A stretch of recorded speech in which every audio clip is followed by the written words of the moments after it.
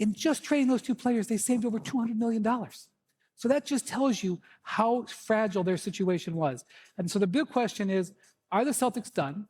Or are the Celtics looking to cut more salary? They can, I think, Bob, what, $16, $17 million over the tax? About 15 and a half, yeah. Yeah, and so there could be more moves to get under the tax.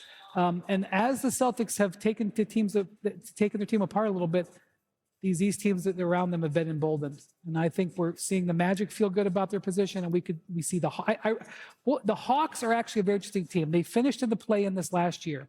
They watched the unfortunate injury to Jason Tatum.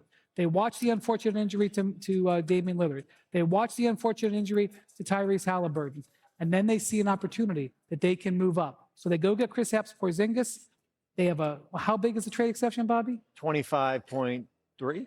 And I think they intend to use some or all of it. So the Hawks are a team that is reacting to their situation. I think we're going to hear the Hawks more from the Hawks in the coming days. I think, Brian, and this is a question for Bob too, they did the right moves as far as getting under the second apron, has much money they saved just based on how punitive and with the Tatum injury and where this roster was going.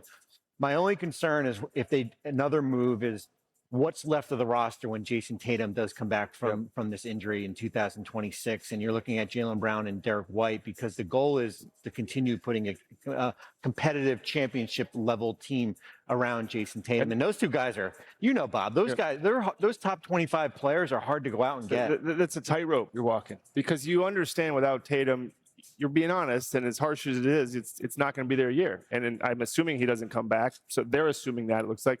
But then you can't just say, we're going to get rid of all our players, and then he comes back and looks around and goes, what are we doing? Because he's still making a ton of money. Jaylen Brown's making money. Derek White is one of the most coveted players in the league. So at some point, you have to say, we're going to try this year, and we're going to preserve the option to come back, because that is not an old team. That Celtic team is not an old team. And Drew Holiday, one of their older players, is not there. Porzingis, not an old guy. They had to move on from him. So they still have three fantastic players in their prime, and you have to protect that.